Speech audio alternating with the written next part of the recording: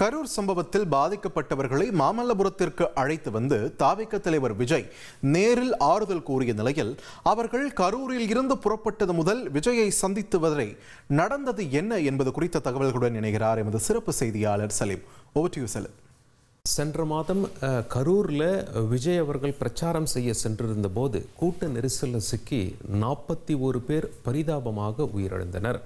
அந்த 41 குடும்பத்தினரை இன்று மாமல்லபுரம் வரவழைக்கப்பட்டு விஜய் சந்தித்திருக்கிறார். சிலர் இதை பற்றி விமர்சனம் செய்கிறார்கள். இவர் கரூர் போய் சந்தித்திருக்க வேண்டும், ஏன் அங்கிருந்து இவர்களை வரவழைத்து மாமல்லபுரத்தில் சந்திக்கிறார் என்று பலர் விமர்சனம் முன்வைத்திருக்கிறார்கள். எனினும் நடந்தது என்ன என்று நாம் பார்க்கலாம். சரி, முதல்ல என்ன பண்ணியிருக்காங்க அப்படின்னா, விஜய் அவர்களின் கட்சி நிர்வாகிகள் பாதிக்கப்பட்ட 41 குடும்பத்தினரும் பேசி, நீங்கள் இந்த மாதிரி மாமல்லபுரம் வாங்க, அங்கே தலைவர் விஜய் வருவார், அங்கே சந்திக்கலாம் அப்படின்னு சொல்லி ஒவ்வொருவரையும் வீட்டிலிருந்து காரில் அழைத்து வந்திருக்கிறார்கள். எல்லாம் காமனாக ஏசி பஸ்கள் அங்கே நிறுத்தப்பட்டிருந்தது.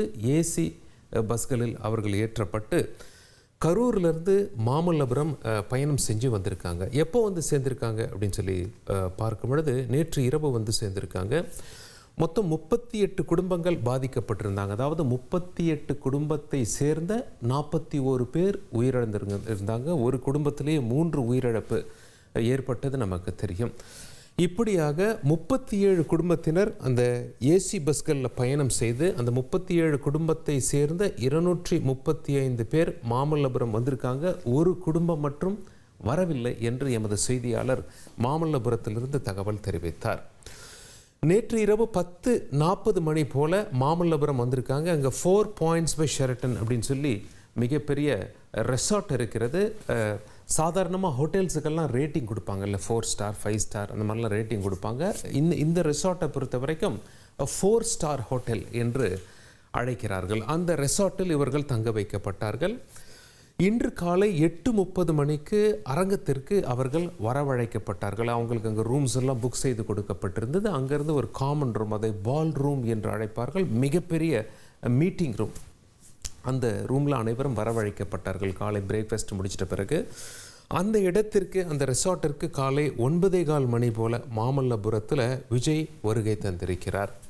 அதன் பிறகு 9:40 மணிக்கு எந்த குடும்பத்தில் உயிரிழப்பு ஏற்பட்டதோ அவர்களெல்லாம் அங்கே காத்து கொண்டிருக்க, விஜய் அவர்கள் மத்தியில் பொதுவாக 2 நிமிடங்கள் பேசி உங்களை தனித்தனியாக நான் சந்தித்து பேசுவேன் என்று கூறியிருக்கிறார். அதன் அடிப்படையில் 41 பேர் உயிரிழந்தாங்க. 38 குடும்பம், அதில் 37 குடும்பத்தினர் வந்திருந்தாங்க. ஒவ்வொருவரையும் தனித்தனியாக சந்தித்து உங்களுடைய கோரிக்கை என்ன என்று கேட்டு அவர்களுக்கு ஆறுதல் தெரிவித்திருக்கிறார்.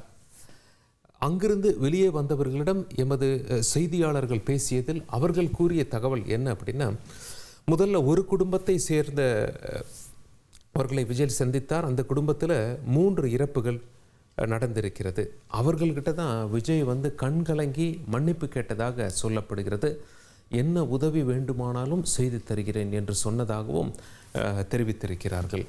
அப்படியே எல்லா குடும்பத்தையும் மீட் பண்ணி தனிப்பட்ட கோரிக்கைகள் என்ன என்பதை கேட்டறிந்தார். அவங்க வச்ச கோரிக்கை பிரதானமாக எதை சார்ந்து இருந்தது அப்படின்னா, கல்வியை நீங்கள் பார்த்துக்கோங்க, வேலை வாங்கி தர வேண்டும், அதே போல் திருமணம் நடக்கும்போது உதவிகள் செய்ய வேண்டும், எங்கள் குடும்பத்தில் அந்த உயிரிழந்தவர் இந்நேரம் உயிரோடு இருந்தார், இதெல்லாம் அவர் பார்த்துட்ருப்பார், இப்போ அவர் இல்லை, நீங்களும் எங்ககிட்ட என்ன கோரிக்கை இருக்குன்னு சொல்லி கேட்டிருக்கீங்க அப்படின்னு சொல்லி அவங்க இந்த கோரிக்கையெல்லாம் முன் வச்சிருக்காங்க.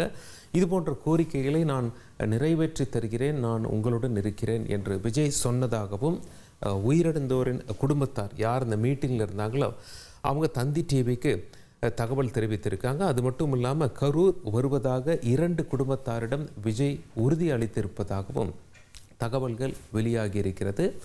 மாமல்லபுரத்திலிருந்து அந்த குடும்பத்தினர் ஏசி பஸ்கள் அங்கிருந்து மீண்டும் கரூர் புறப்பட்டு சென்றதாக எமது செய்தியாளர் தகவல் பதிவு செய்திருக்கிறார். உங்கள் தந்திவன் தொலைக்காட்சியில் கருடா தினமும் காலை 6 மணிக்கு காணத் தவறாதீர்கள்.